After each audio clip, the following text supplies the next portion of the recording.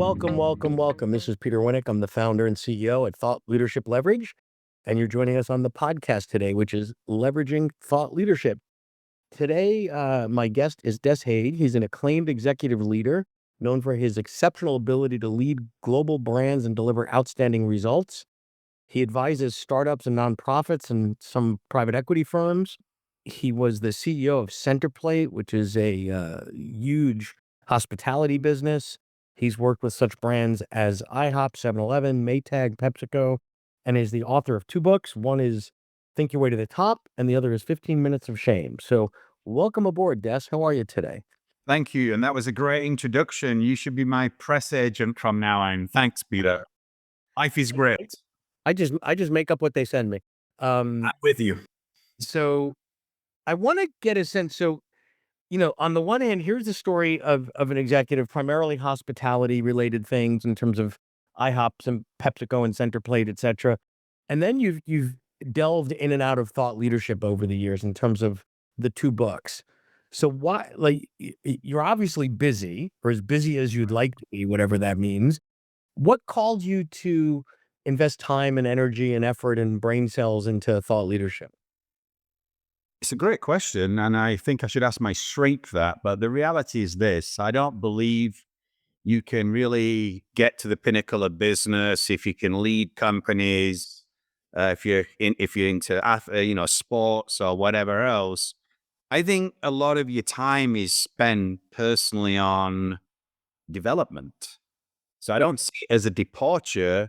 I see it as more doubling down. I think about when the wall came down in '89 and I'm sent over by PepsiCo into Poland, parachuted in, and I developed a 4-step process right back there in my early 20s. The number one being, it's all about the talent, Peter. It's all about the people. If you got the right people, you got the right talent, great things happen. So it sounds like from your take, and I get that, it's really an extension of what it takes to be a great leader is to have a perspective, models, methods, frameworks. I think of it as sort of what was the operating system that helped you be successful as a leader in the organizations that you led. Is that a fair Yeah, take? and I think it underpins always with people. And how do you have to, how do you motivate? How do you optimize? How do you get the right people on the bus, on the right seat, with the right mentality, with the right clarity, with the right But then it takes focused time to write the book, or in your case, the books, Yep. right? You have to say, it's one thing to model that leadership and believe in personal development and leadership development when you're in the seat, right? When you're doing it and you're the role model of, with folks like companies like IHOP, thousands of people. But Yep. then you have to carve out the time and the energy, and there's opportunity cost and whatever to say, I'm going to put this in a book. So what was behind that? Well, I think it's all about where first of all, it's about focus. And I always come back to you can do anything, but you can't do everything. So Right. I look at it and say, okay, how do I want to represent? How do I want to lift people up? I don't think you can lift people up without really helping them develop, grow, stretch them. And it just became a natural extension. And so I wrote these two books. And by the way, I'm writing my third book now and a screenplay. And I'm on multiple boards and running an enterprise. I come back to it's about prioritizing, having a plan. And quite candidly, Peter, if you look at the world today, the average person spends 6 hours on social media.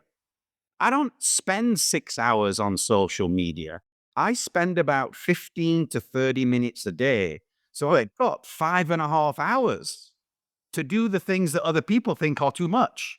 I don't doom scroll. I'm Right. I'm But I'm but regimented. I I would argue that if it was 10 years ago, so it wouldn't be social media that we're doom scrolling on. People are watching television or there's lots of, everybody that says they don't have time. And when you actually drill down into that, yeah, there are some people that are, laboring away 18 hours a day, but you don't have time to do the other things if you're sitting there, eating Pringles and watching whatever's on Netflix this week.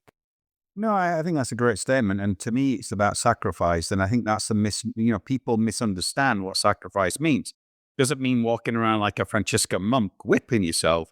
Yeah. But I look at it and say, I have to say, if I want to achieve something, there's certain things that I'm not going to be able to do, or that I used to like to do, or or if I do that, then there's that what I want becomes the sacrifice. So it's trade-offs and priorities. Right. And so, again, you can't boil the ocean. I boil a saucepan. My saucepan is my life, and prioritize effectively. Well, and there's definitely this growth mindset, this lifelong learning perspective as well that you embrace, right? Because even though some of the businesses that you were in, if we look at IHOP or PepsiCo or some of these other ones, they're not necessarily the most cutting edge as it relates to, AI or tech or whatever, but it doesn't mean you could continue to do what you've always done. If you think about how COVID has revolutionized hospitality and the restaurant business and all that, and the Right. how technology is embraced. It used to be, put heat to meat was the old mantra in those businesses. Very, very different now.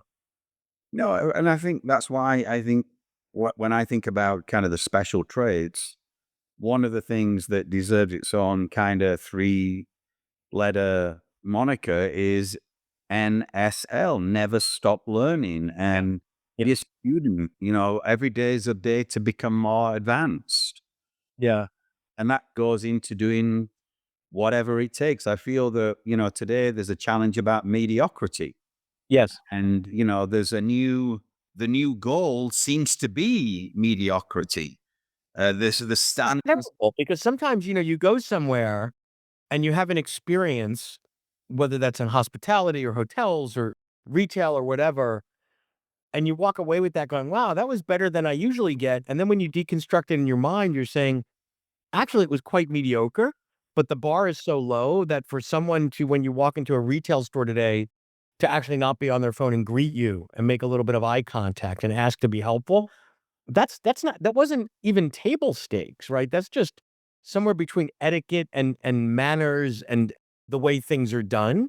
And now, and maybe this is me being a grumpy old dude, I feel like sometimes I walk into whether it's a car dealership or hospitality restaurant, and I'm disturbing the people that are working there. Little old me that's trying to throw money at them. I was at a restaurant that, the other night, and I'm waiting and waiting and waiting at the bar to buy a bottle of wine because the reservation that we had, they're running a half an hour late, so I'm already annoyed, and I got so frustrated that I had to go to the maitre d' and say, "I've been waiting here 20 minutes to spend $100 on a bottle of wine. What's wrong with this picture?" No, I think Peter's spot on, and it's not being the grumpy old man or the grumpy old human. I mean, the reality is, I think we're breeding in a level of entitlement. I do not believe that equity's helped us at all. It should be equality of options and then equality of outcomes. You don't have a normal table stake balanced, game. Winner takes all, and the hardest one wins. And I think it's led us to victimhood, where you see this playing out live. I mean, yeah, I ran 200,000 employees at Safeway, and we didn't all have our iPhones glued to our back pockets walking around. I wait businesses today, and it's the norm. I'm sorry, if it's an emergency, somebody's going to call the store and say, I need to speak to X, Y, and Z. You don't have to have that lifeline connection. And I think technology is fantastic. I love it. I actually did a project back in 1995 with Whitbread, talk about Y2K. If you remember that Y2K Yeah, model. yeah, yeah. And now it's like we don't think we can breathe and inhale and exhale without our cell phone being in our pockets. And that's Well, not and I love that point you made that emergencies existed prior to cell phones, right? So there's a big rigmarole right now. I live in New York where, they're banning the kids from having the cell phones in the classroom because these teachers can't compete with with the screen. And the pushback from a lot of the parents is, "Oh, but if there's an emergency, there's an emergency." I'm like, I went to public school in New York City. I don't remember, I mean, I do remember other people, but, like, in all my years and 12 years of public school, never once did my parents have to run to the school because of an emergency. Now, if they needed to, there was a means by which they could do that, right? right. If there's a horrible incident happening, having a cell phone's not going to get your parent there or your grandparents there any faster to help. So take away the phones from it. Our children education would be a great start. Plus, Yeah. it would help them do the one thing that's really required from a great student: focus. Yeah. I think that focus piece is critical. If you're enjoying this episode of Leveraging Thought Leadership, please make sure to subscribe. If you'd like to help spread the word about our podcast, please leave a 5-star review at ratethispodcast.com/LTL and share it with your friends. We're available on Apple Podcasts and on all major listening apps, as well as at thoughtleadershipleverage.com/podcast. I want to touch just for a moment on the 15 minutes of shame. So you wrote another book called 15 Minutes of Shame. We're not going to get into the incident and all that, but the lens that I want to talk about that through is this incident happened. It was a horrible incident, right? And the spotlight was on you in a negative way. There was really no way to come out of that and say, I didn't do it, or what was done was done. Yeah. But how you chose to deal with that now and after. Speak to that a little bit. Yeah, well, I'm Irish, Peter. So, you could say we just keep going and we don't understand. I won't get into the whole drinking thing and the stereotypes, but I think the reality is, hey, it. I don't want to even, belittle this as well or minimize this is the right word. That in my professional career, losing my temper, no matter if I was hurt, fingers dislocated, whatever, I should have counted to 10. I knew I should have counted to 10. I know I've got a fiery temper and I still over disciplined. Right. It's the disappointment. And you have two choices to make, just like in adversity. It's either going to make you or break you. It's like if you think it will or you won't, it won't. You're right. So choose wisely. And you can either decide to die on that issue as if that's your worst. If losing my temper with an animal is the worst thing that I ever do in my life, and I know it's not, then I'll be okay. I'm not happy with it. I was obviously it wasn't my finest moment, but that is not a defining moment. And I think that's critically important when people are, and by the way, Peter, nobody will get this unless they've really been under the microphone, under the spotlight of media rage. If they haven't had a million. Just stay there a minute. I think it's a combination. I think you're right of the media rage. I think it's 3 things. There's the media rage Yep. that we always have to assume we're always on, Yep. right? I know, even now, if I have a conversation with a friend about a purple sweater, the next thing I know, on my laptop, purple sweaters are popping up. Like, Right. it's always on, whether we're aware of it or not. And then when you're in a leadership position, right? I don't want to say that there's a bullseye on your back. That's not fair, but you have to be held to a higher. You can't have a bad day in public. Now, behind closed doors, you can have a crappy day and be a miserable mood and be grumpy and do certain things you can do, certain things you can't do, whatever. But when something's caught in public and you're a quasi-public figure, and you know, that's the world we live in, right? No, I mean, you're right. And I think that's why you cannot say, this is too fat. My incident happened in an era which wasn't as hyper micro fishballed as today. This is even a worse environment. It's tight and it's more difficult. But you're on stage and you need to represent. And but the fact of the matter is, we're human. We make mistakes. What I did was a boneheaded, stupid thing. Yep. If I could take it back, I would. But you can't. So you got to. So your question was, well, what'd you do? Well, you can either die with that issue and go into the forest and hide for the rest of your life, or you can say, I'm going to use that to become a better person and Well, drive stay forward. on a minute, because you could have waited for the tides to go away and the dust to settle a little bit, because eventually with the media, everybody sort of forgets. And, it wasn't like you did something so horrific that would be, you're going to be in prison the rest of your life. But you chose to share the story, share the lessons, share the learnings in a book, Right. right? So was that more about therapeutic, a forcing mechanism, or what are you hoping other people would learn from reading that book? Because it's pretty Just vast, I would say. my key message was it's never over. Peter, I see people, committing suicide. 22 military people are committing suicide a day. Yeah. Thousands of people are committing. I mean, I look on. There's a lady on LinkedIn who posts these things, and I'd give her a shout out if I could call the sentence. She's a kind, beautiful lady, and she lays these pictures out of a 24-year-old with a great smile committed suicide 4 months after that, or a 37-year-old. It doesn't matter who it is. It's a, it's an equal opportunity, curse. Sure. And I don't want anybody to feel that their life is not valuable. Luckily, Peter, in my 30s, I had enough in my war chest to never work again. But Sure. that's people aren't always as fortunate as that. And you're a human being. You do a bad thing doesn't mean you're a bad person. And there's graduations of that, as I've said. I mean, I got a misdemeanor, a speeding ticket fine. That was it, but it hurt my career immensely. And I just said, judge less. If you're gonna, the challenge to us all is how do we all become better, not how do we become more belligerent about somebody who makes a mistake. So my challenge and the reason for the writing the book was it's never over. It was a little bit therapeutic at the same time, but it's about you can overcome. Right. You can make, and there's a book I love, In Search of Meaning by Viktor Frankl. Yeah. Yeah. If you've got a why, you can cope with almost any how. And I think about it, it's humbling. No matter what I went through 13, 14 years ago, that was somebody else's best day. Yeah. You know, Right. context, you know, Yeah. put things into perspective. And, if there's a message out there, it's if you've got a will to get through, you can. You're never defined. You can continue to grow. You do bad things. I did a boneheaded thing. You have to atone for that.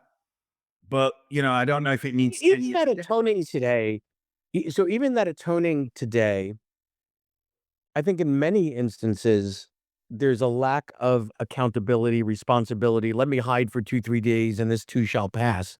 But I think regardless of what the it is, saying, "I did that. I own that. I'm not proud of that." And then maybe you get into some of the whys and some of the back whatever, but there is a bit of a reluctance to say, "Yeah, I screwed up. I screwed up big time." Like, that was not my finest hour. That was not something I'm proud of, and that's, whatever the case may be. Yeah, and great point, Peter. But I would tell you truthfully, because I live this, so it's my own lived experience, and I won't go into any word salads. but but the reality is, you can apologize till the cows come home, and it's like the Taylor Swift song, "Haters are gonna hate." And they just hate. I mean, you said, "Oh well," can you imagine this incident happens, you forced to resign, you kind of, it's a tough period of time, it's a dark period of time, and then you get death threats for the next 10 years. What? I mean, if you get a death threat for that, you've got to go through the graduations of punishment. If somebody says it wasn't causing cruelty, it caused distress, which is at a different level. It's like, that's not cruelty. There's distress.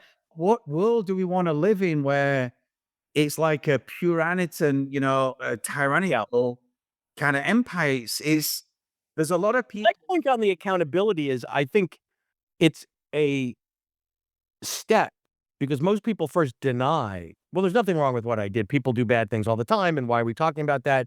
And it has nothing to do with how I function as a CEO. They sort of smoke screen it. So all I was saying was just, it's not even about apologizing. I think it's about recognizing and owning your own stuff for your own development.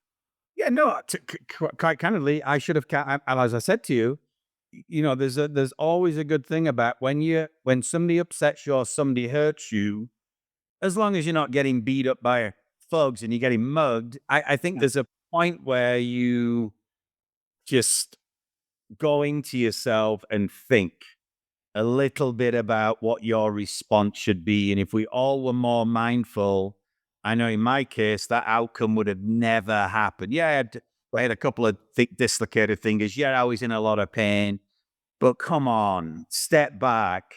Yeah. But that's the thing when you hurt, you flash, and Yep. it's learning that flash, and that flash has helped me in my life from being, abused and other things. I'm not getting it's not excusing, but it was my safety mechanism that failed epically Yes. in this situation. Done great for me in the past, Yep. not right place, right time. Exactly. So I appreciate your sharing, your transparency, your candor, your courage, and I thank you for coming on and talking about sort of the growth mindset, the lifelong learning, and your commitment to thought leadership and such. So appreciate your time today, Des. Thanks, Peter. And I would say that, also we uncovered my boneheadedness, which is something that I hope we all can learn from my mistakes to make you better. Well said. Thank you so much. Have a great one. Thank you. Thank you, Peter. To learn more about Thought Leadership Leverage, please visit our website at thoughtleadershipleverage.com. To reach me directly, feel free to email me at peter@thoughtleadershipleverage.com. And please subscribe to Leveraging Thought Leadership on iTunes or your favorite podcast app to get your weekly episode automatically.